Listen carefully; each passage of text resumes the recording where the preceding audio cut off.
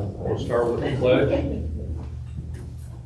I Pledge allegiance to the flag of the United States of America and to the republic for which it stands, one nation, under God, indivisible, with liberty and justice for all. Thank you all. We'll do announcements, but also Charles Bradsky's got a sign-in sheet. We just want to make sure everybody signs in. We've had an issue of name spelling and also connecting people, so announce who you represent when we go around. I'm Kevin Bradsky, Porter County Surveyor, Chairman of this Transportation Committee. Tom Vanderwood with the Northwest Indiana Regional Planning Commission. David Wright, Erie Transit. Dean Button, City of Hammond. Kelly Wenger, South Shoreline. Ryan Lissick, Director in Indiana. George Topple, Union Township Trustee in Porter County. Jeff Hewitt, Town of Sherrville. Bob Thompson, Valparaiso Transit. Max Raylander, Valparaiso City Engineer. Erica Still, Nerve Seat. Jen Birchfield.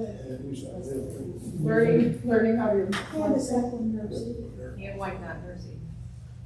Dave Deck, South Shoreline. Mitch Barloga, Nerve Seat. Jake Dammer, Public Fairman and Cypress. Alan Schwesberg, Public Fairman and Cypress. Charles Bradsky, Nerve Seat. Scott Weber, Nerve Seat. Grace Benninger, Nerve Seat. Melody Streets and Noel Bayer and Martin? Martin Patrick, Porter County. Thank you. Anybody run into traffic or on their way here? If you did, we're all doing our job. I'd like a motion on the minutes of August 4th. They're in your packet, pages 1 to 5.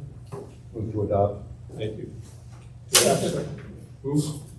Second. Yeah, second. Thank you. All those in favor signify by saying aye. Aye. Do we have any public comment today? Is there anybody here to make public comment? Nobody signed in, so we'll go ahead and proceed.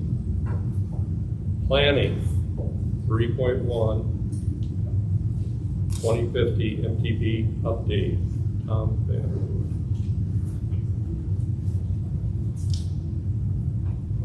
Okay, thank you. So I'm just going to give a brief update on where we are with our update to our 2050 Metropolitan Transportation Plan. We have a little bit of background information as far as the plan is about, why we're doing it, and then I'm going to just give you some information on some of the public engagement work that we've done, some of the research and data collection, and some of the stakeholder engagement that we've started. So as by way of background, every 4 years, NERC is required to develop or update our Metropolitan Transportation Plan. This is required by federal law. In our role as the Metropolitan Planning Organization for the Chicago urban area, the Valparaiso Shore urban area, and the Michigan City-LaPorte urban area. So overseeing those 3 urban areas and the distribution of federal transportation funds, we are required to have a 20-year long-range plan. It has to be fiscally constrained, meaning we have to identify the resources that are reasonably expected to fund the improvements that we include in the plan, and we have to update it every 4 years. The 2027 update, which we began in right around January of this year, is just that. It's an update to our existing 2050 plus plan.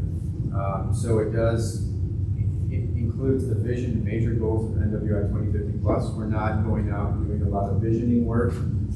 We're carrying over sort of the broad direction from those plans, 2050 plus and 2050. We're not extending the horizon here beyond 2050, and we're maintaining the organization of that plan. So we're broken down in chapters on active transportation, land use and housing, roads, freight, public transit, and environmental, climate and environment. However, we are incorporating new data and new public and stakeholder feedback. And as per federal regulation, we're updating all of the technical components of the plan. So the socioeconomic forecasts, meaning 20 years where we forecast people and goods, people and jobs will be located, our financial plan, and our air quality conformity work. So the major update in this plan then is really trying to narrow the focus of 2050 plus, which is very broad, had a lot of good information in it, a lot of ideas, a lot of strategies. In this plan, we want to kind of focus in on some specific actions that we can undertake as an agency, what NERC can do, and then also include the regionally significant transportation projects. This is the project timeline. It's been altered a bit since we last saw it. Yeah. So essentially, this task took quite a bit longer than we had anticipated. We put together quite a bit of information related to the existing conditions of the region, and we compiled that into the regional profile and performance report. So where we are now is we're kind of we've begun moving into this assessment and analysis phase. And that's a phase where we look at the data that we collected and we work with stakeholder groups to identify some of these specific implementation actions that I mentioned that are really the direction of the plan. And then we're beginning some of these other tasks, as you can see, under that Q3 assessment and analysis phase. I will say that a key component of this is the public meetings and engagement, so that's been ongoing since spring. So the regional profile and performance report is now been posted online on our website.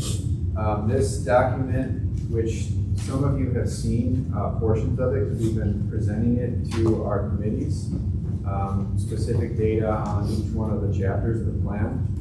But this document is serving as kind of the existing conditions report for the plan.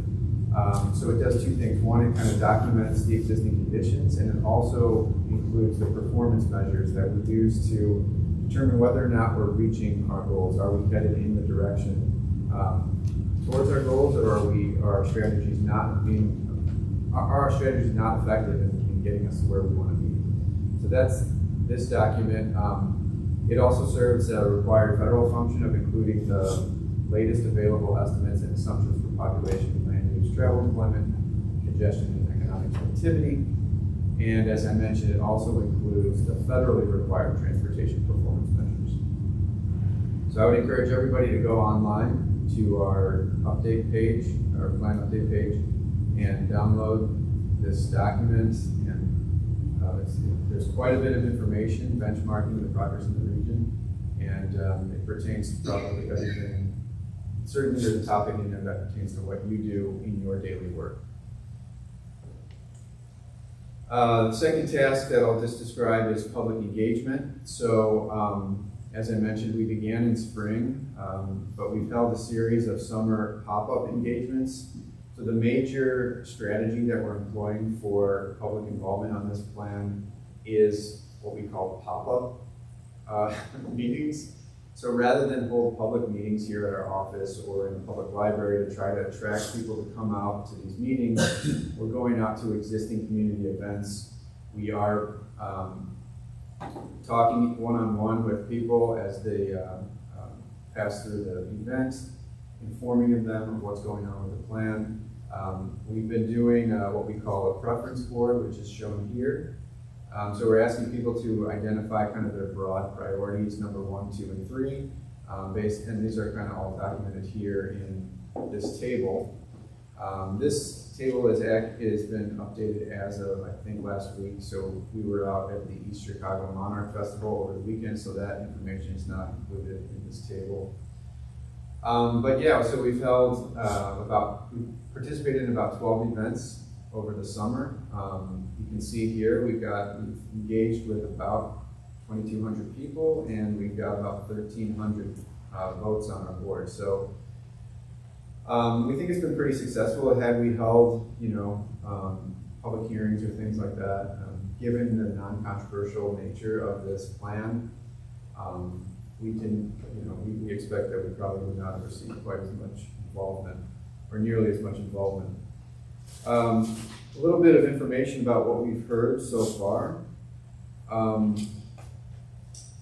Generally speaking, maybe it has to do with the type of events that we've been to, but a lot of residents have been identifying natural area preservation and water and air quality as some of their top priorities. Lake County residents were more concerned with air quality, while residents in Porter and LaPorte counties were more concerned with water quality. Second to that, road condition and traffic congestion were big topics, followed by income-based housing and sidewalks. We're a little disappointed to see that the transit topics were a little bit low on the priority list, given that we do most of our work in transportation, but that could have something to do with the locations of some of these events out in maybe more rural areas. So one of the things that we'll be doing kind of moving forward is reviewing where we've been and identifying if there are any gaps in our outreach, specifically based on our traditionally underserved population maps. And so we'll be identifying some more focused locations where we can get some information relevant to some of these other topics. I didn't see the previous slide, but did you, or she didn't have a location map of where the pop-ups were held? We don't have a map of that. We do have a list of locations, and I'd be happy to share that with you. Are you concerned with LaPorte County having such a low number of votes for that being half of your events? A lot of those happened at the LaPorte County Fair, which was very sparsely attended. So, are we concerned? Yes and no. It's not over yet. So, we do have additional events planned. And as I said, we're kind of right now in the process of evaluating what we've heard and where we've been, and then going to try to focus on some areas where we have some gaps. So, concerned? No, but it's definitely a relevant piece of information as we figure out our next steps with engagement. We're also, we have an online survey that's active, and this survey has been also advertised at our public meetings, at our pop-up engagements. So we've had a little QR code on the table. People can take the survey there, or we give them a card so that they can take the code with them and complete the survey later. Based on what we've heard so far, I won't go through this, but it's a little bit more detailed as far as what kind of input we're getting through the online survey. We're trying to, so under planning areas of importance, we're trying to do some more anecdotal feedback. So we're trying to not, ask people who care about traffic congestion, but kind of try to personalize some of this information a little bit more. So a lot of comments on trail usage and safely walking around, saving time in traffic, those types of things. Top 5 transportation goals, you can see them there. Number 1 was supporting walkable communities. 50%, although it's our lowest goal, still greater than 50%, we'd like to see improved or expanded public transportation. Transportation funding priorities, adding sidewalks and bike lanes is a high, it's a number 1. How to address environmental issues. This was an interesting one. Connect local governments with technical assistance relating to issues of environmental concern. This doesn't really sound like something you might hear from the public, so we think maybe some local government officials have been filling out this survey as well. But that's good for us because that's the type of input that we need. We're looking for specific ways that we can assist and or lead in accomplishing some of these goals. So that is a very concrete goal, a concrete strategy that we can implement. And then again, how to advance our long-range plan through planning assistance for local governments. So that's something that we're looking at, we're looking very closely at, and we'll be working with you all and other stakeholders to identify the best ways to do that for the plan. And then finally, top 2 recommendations for each planning area. All of this information will be summarized in the technical report that will be an appendix to the final plan. But you can see, I don't think there's anything on here that's going to be surprising to anyone in this room.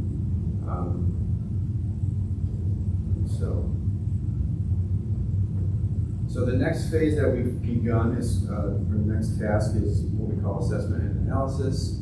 And this is a series of meetings that we'll be holding with specific topical stakeholders. So these will be broken down in the same way that the plan is arranged. So land use and housing, active transportation, and so on. Each one of those topics is going to be a chapter of the plan. And so we're meeting with working groups that have specific kind of expertise in those areas. So the first meeting that we held was in July, and that was a land use and housing meeting. We had a group here talking about land use and housing issues. And then that was followed by a series of one-on-one meetings with some local government planners who were not able to participate in a group meeting. We have some of the information that we identified in that land use and housing group. Again, none of this will be surprising, but priority strategies based on local government was identifying housing needs at the regional level and at providing more detailed analysis and housing studies to local governments, providing resources for planning and retrofits, redesigning large parking lots, improving pedestrian and bicycle access, identifying high priority infill sites in urban areas, especially near main centers, acquiring and managing parcels identified as conservation priorities, right-sizing parking and redeveloping surplus paved areas. And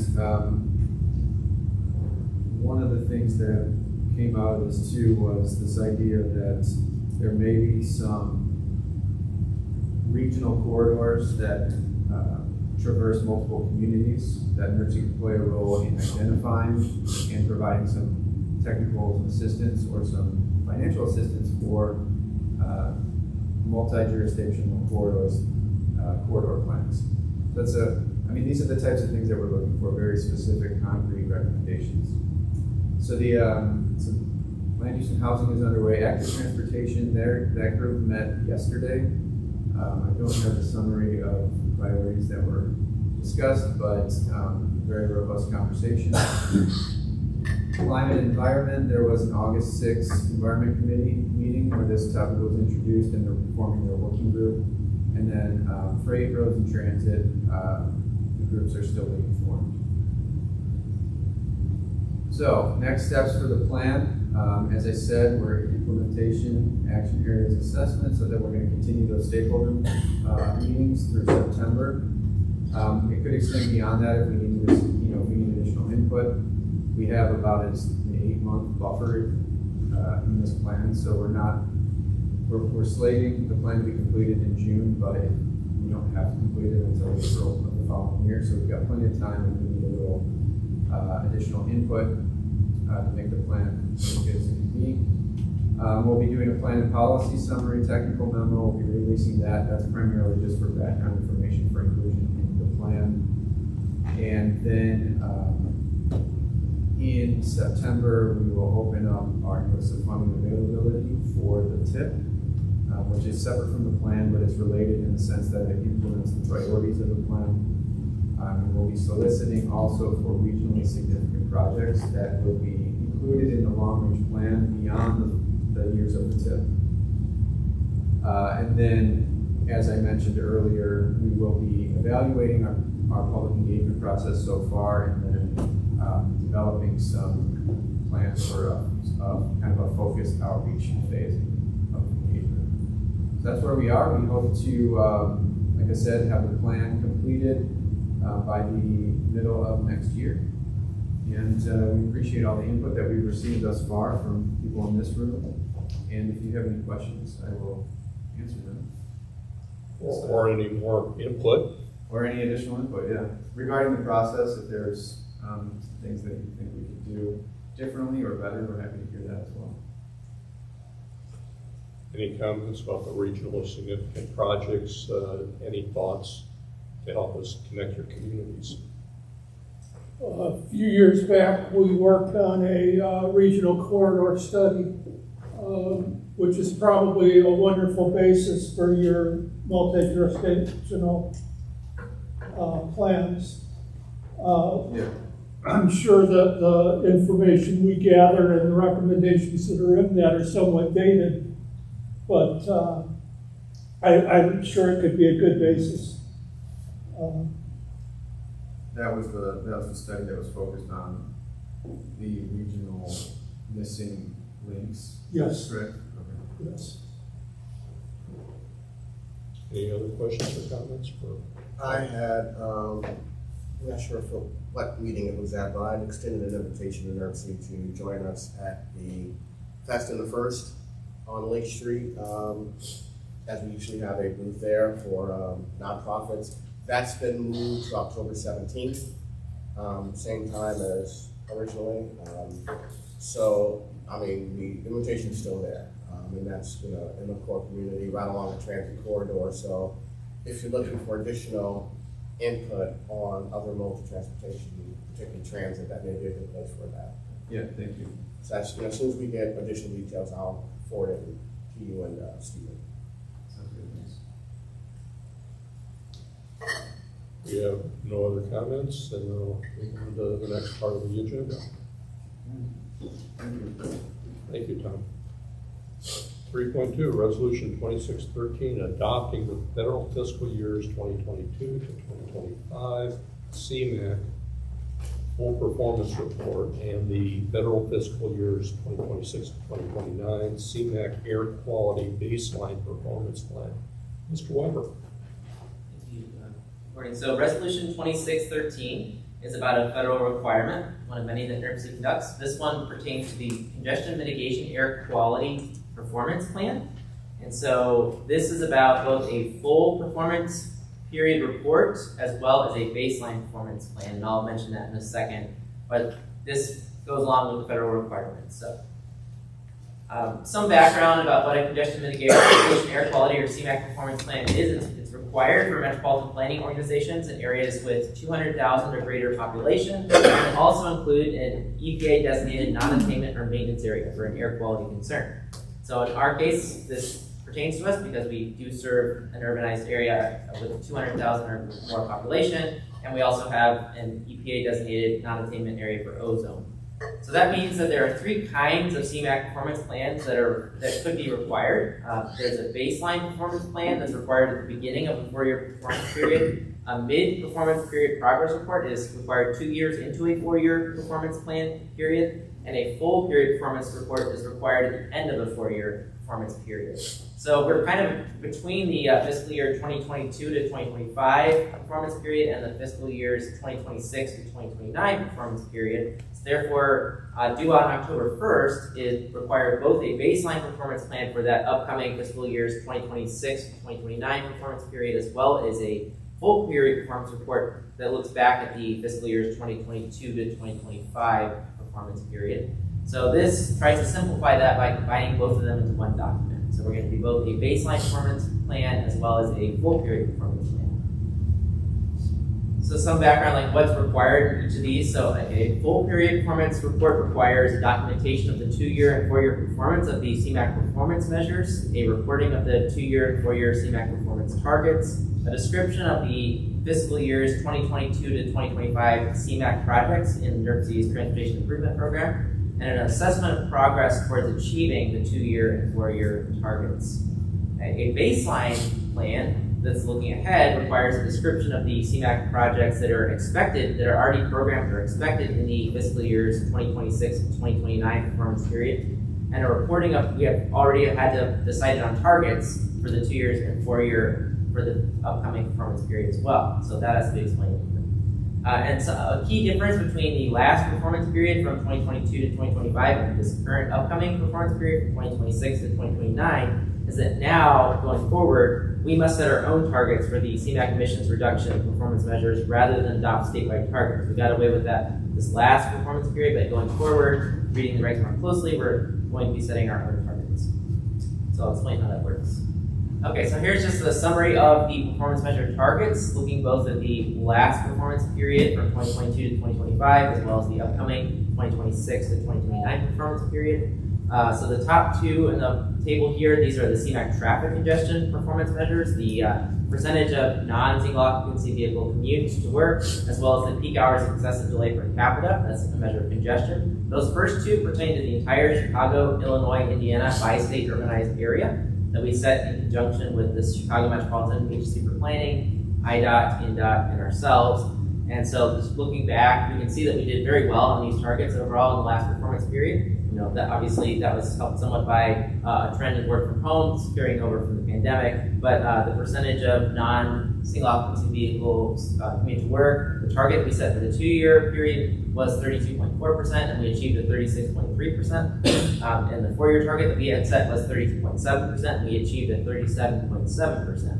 And as far as the peak hours of excessive delay per capita, the measure of congestion, we set a target of no more than 15.6 hours for the 2-year, and we achieved 11.6, and we set a target of no more than 15.9 hours for the 4-year target, and we achieved 13.9. So yeah, we did very well in those first two measures.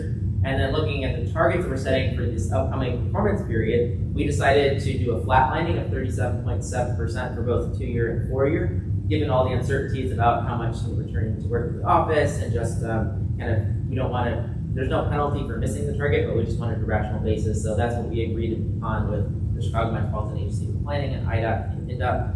And then as far as the peak hours of excessive delay per capita, we do want to achieve a little bit of an improvement to 12.0, which is the target that we set for both the 2-year and 4-year. So that would mean doing a little bit better than we did recently with 13.9, but that's just what we could kind of compromise and agree upon with Chicago in that regard.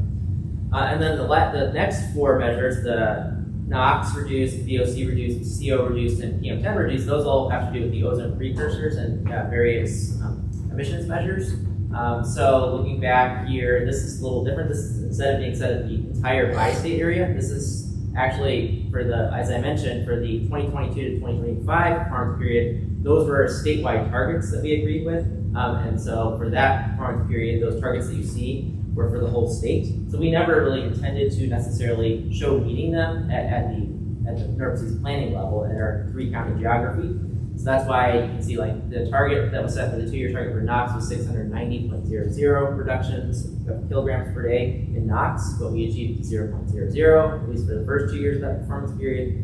And by the second 2 years, the target was 725, and we didn't make that either at 664.89, but again, that's just our geography, and we set a target for the whole state. So that's what those numbers reflect in that first part of the chart. But then in the right side of the column, you see for the upcoming performance period, 2026 to 2029, those targets that are set, or we're looking at the actual projects that we've actually programmed that have the emissions calculations submitted with them, and we're just setting the targets to be exactly what we reflect and what we expect here. So in that case, the targets we set, this is just for our 3-county geography, we set a 2-year target for NOx reduced at 345.11 kilograms per day, and a 4-year target of 684.71 kilograms per day. And then you can see the other emissions precursors as well for VOC, CO, and PM10. So it's a little bit complicated, but that's kind of how I'm going to explain that. So the action item that we're requesting, again, I mentioned that this is due no later than October 1st. So that's why it had to be brought to this meeting instead of waiting until November 10th, is a recommendation to the NERC Executive Board to adopt the federal fiscal years 2022 to 2025 CMAQ full period performance report and the federal fiscal years 2026 to 2029 CMAQ baseline performance report. If we do get that recommendation and approval at the Executive Board, then we'll be able to submit this to INDOT before the October 1st deadline, and it will fulfill the federal planning requirements that are required in 22 CFR 190. Is there any questions? I'd be happy to answer them. Earlier this year, we had some CMAQ issues that kind of held the tip up a little bit? Does this resolve those issues? Was it setting our own goals and not adopting the seat? I mean, in a way, this is more about just the technical federal required exercise of just showing that we're kind of accounting for all the reductions we say we were expected to. It doesn't necessarily reflect how we may or may not be able to troubleshoot any issues, other issues in the TIP approval process. But we do account for like flexed CMAQ projects to transit. Those are reflected in the target setting as well. So. Yeah, I think what you're referring to, Kelly, has to do more with the air quality modeling work and the I guess it'd be, what is it, the moves, it escapes me, whatever, the version of moves that we're now required to use has been changed, so we have to do some amendments to our air quality budgets so that we can meet them through the new moves model. Yeah, so this is a little bit separate. Sorry, I don't know if Scott mentioned this, but yeah, we set these targets and they serve as like a guidepost for where we should be orienting our planning work in our transportation project selection. But there is no penalty if we don't achieve these targets, other than it tells us there are certain things that you can do to do better, to better meet whatever performance measure target you set, or performance target you set. So this is one set of targets. We have a whole different set of targets. A lot of those are identified in that regional performance report that I mentioned as relates to the MCP. Okay. And they're all listed in the system performance report that was adopted by the commission at their last meeting. So yeah, it's like I said, in no instance is there a penalty for not achieving these targets, but it is a way of saying we're doing planning in pursuit of specific goals. We're not just, willy-nilly selecting projects. We have specific things that we're trying to accomplish. Thank you. Any other questions for Scott? Is there any specific projects that are the poster child of far as being able to meet the goals that are set, which is perspective? Poster child. I mean, so we do, I didn't go into detail in this presentation, but in your agenda packets, you could look at the table on page 14 that shows all the CMAQ projects that were programmed in the fiscal years 2022 to 2025 performance period. And then it shows columns with the amount of emissions precursors that were reduced, and you can see it just objectively, I guess, going by that. You can see that the Air Quality Public Education and Green Fleets program was the highest achiever, I guess, in that sense. It was not a self-serving question. Yeah, I apologize. But yeah, just if there's things that are goal specific at the end of the day that can help me, I think that those are basically where everyone can win, and just so making sure that those are identified. Thank you. Any other comments or questions for Scott? We need to make a recommendation to the executive board, full commission. Move to recommend resolution 26-13 to the full commission executive board as presented. Second. Any other comments? Questions?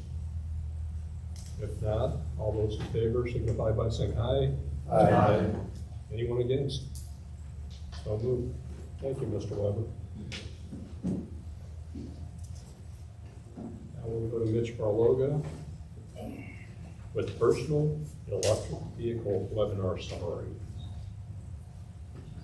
I'm disappointed you're not doing this on an electric skateboard. Life's all about disappointments, Mr. Chairman. And I get plenty. Good morning, everybody. Good morning. Morning. I wanted just to summarize the meeting that we had last Thursday here at NERC. I know several of you in the room did partake in the webinar, so thank you for your time. This will not be a repeat of the hour-and-a-half session that we had. Just a brief overview, and we'll talk about what we did bring up. These were the speakers, yours truly. We did have Ken Councilman, who is the Executive Director of Four Way Trails, talking about how he has worked with the city on the laws and enforcement, and then old Chuck Gleason here at Valpo Parks, and yes, that is a picture he provided me. So Chuck talked about how they went about it in Valparaiso. So quite an informative session. We talked about several different topics, the PEV, and again, PEV is just a title I found online because there's just so many different titles for it, because it's just not e-bikes, there's e-scooters, there's e-motos, there's all sorts of issues within the whole cloud of possibilities. So personal electric vehicles is kind of a safe spot. We talked about those modes, the laws that are currently in place, state, local, and so forth, the safety concerns, the benefits of PEV use. There are some unfortunate laws out there and ordinances that are banning e-bikes altogether from parks and so forth, and that is certainly not the right direction to go in. E-bikes has opened up a world of opportunity to different people to use bicycles, and we don't want to curtail that. We talk about solutions that are out there, local policies, again, Valpo and Fort Wayne specifically, and enforcement. How do you enforce this? So those issues came up as well.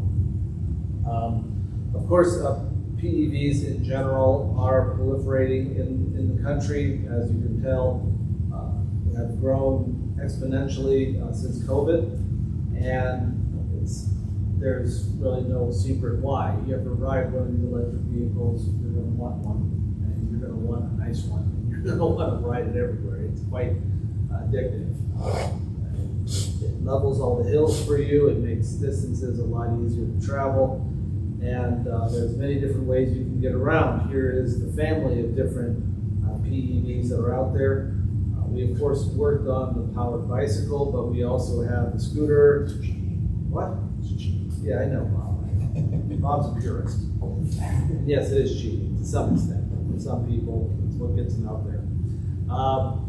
We talked about the powered standing scooter, which has kind of different rules. We talked about the hoverboard, which is called the power balancing board. Not sure if I even brought it up in this presentation, but I simply asked that you just ban this outright because it is so dangerous, and they actually set on fire. Anyway, the scooter, though, is a different world because unlike the e-bikes, the scooters really don't get much play in the state. There's hardly any laws around it. You can be 3 years old and ride a scooter for all you care. There's just no regulations statewide, so the locals really have to bear it out. Anyway, throughout the country, we have these classes that are established, class 1, 2, and 3 when it comes to e-bikes, and that's what we have. The e-bike for class 1 and class 2 are the ones that are usually allowed on trails and off-road facilities. They go up to 20 miles an hour. They have pedals, and there's a difference of throttle, but again, the big key is the top assist speed is 20 miles an hour. You get into class 3, those top assist speeds go up to 28, and those are not allowed on trails primarily, and most communities have banned them from the trails. And then you get the e-motos, which are not e-bikes at all, and need to stay right off of everything, except roadways. They're basically electric motorcycles. They go up beyond 20 miles an hour and usually are more than 750 watts and on and on and on. Unfortunately, we got a lot of people selling e-motos as e-bikes in this country, and we're having a real issue with that. I was on the trail the other day in Munster, and his father and his son was on an e-moto, and I knew it because of the gasoline that was spewing in the air. Last time I checked, e-bikes don't need gas. Anyway, moving on. And we also want to keep in mind that there is a lot of alarm out there about e-bikes, and people are like, oh no, e-bikes are crashing everywhere. No, they're not. This is a statistic throughout the country from 20 to 24 that talks about all the accidents regarding electric bikes and associated vehicles. You can see they're kind of squinched down there on the very bottom of the graph. What's number one? Your standard bicycle, human-powered bicycle, right there. Of course, there's far more of those on the road still, but at the same time, in balance of it, yeah, e-bikes have grown a little bit because there are now more e-bikes out there, but it isn't this overwhelming problem that we're seeing out there with e-bikes. They are quite safe in regards to the family of injuries that we see reported throughout the country. Again, we see more bicycle accidents than ever before. And then there's an issue of power. 750 watts doesn't sound like much until you graphically look at it. If you're just out on a bike, you're at 100 watts. And Bob Thompson is out on a bike, is 300 watts, right? Going out there fast and everything. A horsepower, 750 watts. Put a horse on there with a helmet. That's how fast and how powerful 750 watts is. And yet that is the minimum that we have in our laws right now, or the maximum, depends how you look at it. So even if we tried to institute laws in this state or in your particular municipality to lower the wattage, no one's selling those bikes because why? This is what the law allows. So you go to other countries, they are lower wattage, and those bikes have to be sold because of the laws, but we're just not there yet. So again, e-bikes are very powerful no matter what class they are. I also want to bring up this, it's kind of hard to see, but there's a real reason behind it. Again, e-bikes are offering more people the opportunity to access their place of destination from their homes without having to get in the car. We always talked about the bike shed, okay? How far do you have to be from a particular destination where it's comfortable? We talked about that almost 1/3 of all trips that you take are a mile or less from your house. 1/3. Just think about it, 1/3. That might be the Jewels down the street or whatever you do. And then about 50% of all your trips are 3 miles from your home. That's half, right? 50%. You put an e-bike involved there, you could go up to 70 to 80% of all your destinations are within reasonable distance. Again, it's about 6 or 7 miles on an e-bike, but again, the energy you expend and even the time you use is almost comparable to a bicycle and probably even an automobile, depending on the congestion in your particular area. So again, we're opening up a world of opportunity for people to use alternate transportation, reduce congestion on our highways and our roadways, and again, a good thing overall. As for enforcement, that's obviously the secret sauce to making this all happen. Communities have put up these, speed limits, right? We have speed limits, and some go as low as 10 miles an hour, and then usually the speed limits are between 15 and 20 miles an hour. And we get a lot of people saying, how's that going to happen? All I'll say is this. We have many bicycle patrols in this region. Many of our police departments do have bicycle patrols. There's no reason why you couldn't have one sit out there for an hour and probably just issue warnings on the type of bicycles people are using. I'm sure that officer will encounter someone who's underage who doesn't have a helmet on a class 2 bicycle where they're required to. Again, if your community, like many communities, have extra provisions, like the scooter. In many communities, they don't allow scooters on sidewalks. In many communities, they only allow scooters to be ridden by people under 16 if there's a helmet. So these things can be picked up quite easily. You can tell if someone's like 8 years old on a scooter without a helmet. That's an easy thing. The police officer can issue either a warning or basically take the kid back home. No harm intended, but at least a lesson is taught. And again, these are some enforcement tactics that can be used on these routes, and maybe we can see some improvements there. And of course, there are fines. Fort Wayne has fines. I don't know if Valpo actually has fines at this time, but I know that Fort Wayne does, and other communities are employing them. Anyway, that's enough of me. So that's the webinar in a real nutshell. We have this downloaded. I thought I had it downloaded on YouTube, but I'll have to recheck if I didn't see it on the menu just now. But it will be on YouTube. I will get an announcement out, probably be a constant contact to let people know where to find it, and then you can watch it at your heart's leisure. So, any questions? I know a lot of our communities have worked on ordinances. Do we have a compilation here of all the local ordinances? We don't have a compilation, but those are readily available online, and I can probably do comb through those to kind of find out what's out there and provide those, probably via our website and at least give people a place where they can go to view them. Yeah, that's easier. That's an easy objective. That's something we can do. Oh, yeah. Enforcement is just the big issue as far as I'm concerned. Oh, yeah. Calling on our law enforcement people to enforce helmet laws and speed laws. And I guess, do they have a speed gun on their bikes to? They can. I mean, that's, the radars work for bicycles and for cars. And I know many bicycles, especially if your e-bike is going over 20 miles an hour, that gets very disconcerting on a trail. And again, I think law enforcement are savvy enough to understand the difference between e-motos and e-bike and electric bikes. When they see an e-moto, they can get out of here, get that thing back on the street. Something I didn't share either, there are options for communities to actually have you can put these hang tags on different bicycles to let them know, hey, you got an e-moto, hey, you got an e-bike, and kind of let them know that what their responsibilities are, or, get off our trail in a nice way. But some people don't realize that when they have these bicycles, that there are restrictions on where they can be ridden. I think one of the issues with the e-bikes is the fact that there is not a lot of training of the rules, teaching of the rules. You get older riders who flat out ignore stop signs at street crossings. And the kids see that and say, well, that adult is doing it, why can't I do it?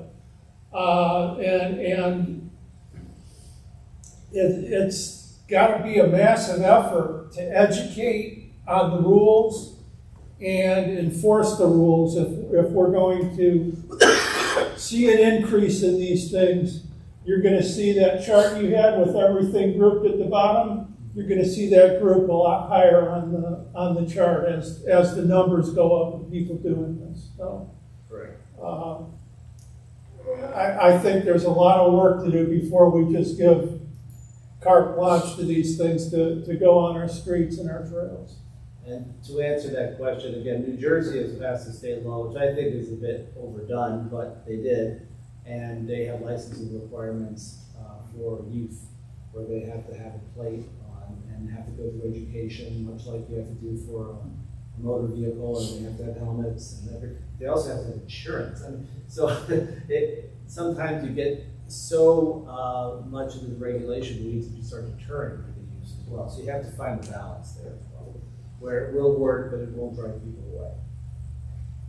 I just wanted to second that we desperately need to have training for communities, maybe in the schools, and also more coordination with the local police and sheriff's departments, because it's becoming very critical before we lose many of them. Well, definitely the police need to be informed about the types of bicycles that are out there and enforcement opportunities that they can employ. Because again, technology, much like AI itself, just gets well ahead of everybody, and we're all just catching up to it. Yeah, I know there's not enough law enforcement to go around too, but there's a lack of information and a lack of understanding by the parents too. Oh, yeah. Well, and there's got to be buy-in by our elected officials too. Not one elected official wants to see an adult come to a public meeting and complain how their 12-year-old was issued a ticket for breaking rules on their e-bike. And that tends to lower the enforcement and the willingness to enforce. Well, again, I would recommend warnings. I wouldn't go so far as ticketing a young kid, but again, sometimes just doing that once or twice with these youth can be very impressionable, and they'll probably stay in line. What is the nature of the injuries? You had a chart up there, but it didn't refer to over there. Head injuries, road rash, broken legs. Yeah, it's not. It's much like the bicycle injuries you see, collarbone injuries coming off the front ends of bicycles, leg injuries obviously being hit. A lot of these dealing with motor vehicles. These are motor vehicle collisions that the bicycles have. So those are the common ones, broken bones and what have you. Thankfully, not that much in the way of fatalities. However, the hoverboards, these one wheels that you see out there, are kind of notorious for higher end injuries. In fact, when I looked up hoverboards, I saw a lot of ads from law offices asking for services because have you cracked your skull? Have you, whoa, I'm reading this list and I'm like, whoa. And it's like, okay, why don't you just get rid of them? It's crazy. And hoverboards and these one wheels, they take some skill. You just can't jump on it and ready. I mean, there's some learning curve there, and if you go too fast on those guys, you can lose your balance quite easily. That's why they're starting to be banned everywhere. Or not everywhere, but in many places. Anyway, there you are. Thank you. Any other questions or comments for Mitch? This was just informational. Yep, thank you. Let's go to programming. Charles. Charles is going to give the Transportation Improvement Program Administrative Modification, number 26-28A. Good morning, everybody. Looking at the administrative modification for the past month, which was the modification 26-28. There were 7 projects on that. 5 of them were for NDOT projects. Administrative modifications are minor changes. Most of these are increasing the funding a slight amount, or probably more correctly, correcting the funding if it's in construction. NDOT had 5 projects, as I mentioned. 2 of them were intersection improvements.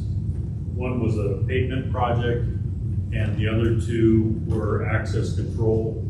NDOT is going around an access control to explain it. NDOT is purchasing property around the interchanges to kind of help control the growth that's going and making sure that that growth is progressing as intended and not encumbering the interchanges. When you talk about growth, you mean vegetation? No, the built-up growth. Development, yes. For the local projects, there were 2 of them. One was LaPorte County bridge replacement, increasing design costs in this year. And then the other one was a new trail in Lake County, the Veterans Trail, and that reduced the CN funding, basically just correcting what the latest estimate had. And that's all we had. Any questions for Charles? Thank you, Charles. Sounds like everything's on track.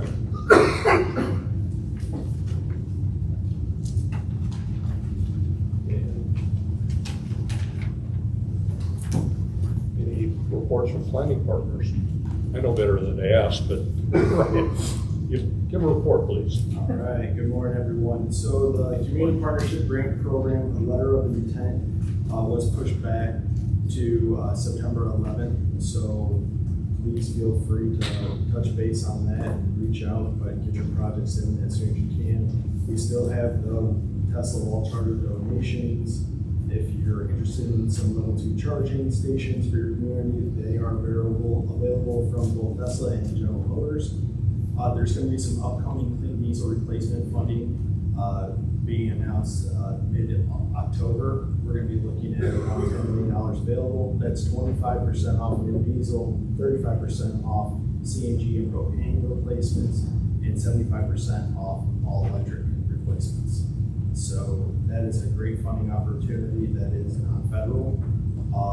We did have some local deployments of some charging stations. There's the new Iona charging station that's over in Gary. That is an 8-port high-speed, both CCS one and NACS, but those are putting out 400 kilowatts per port. We have some upcoming events. We're gonna have the September 17th National Drive Electric Month Ride and Drive event here at NERC, immediately following the Executive Commission meeting. We will have multiple vendors, multiple dealers, multiple OEMs that will be on hand to get behind an all-electric vehicle. So that is a good opportunity. We have information on that, sign up forms right out front where you all picked up the agenda for today. September 8th and 9th, we are doing a Tesla semi demonstration in Castleton, Indiana.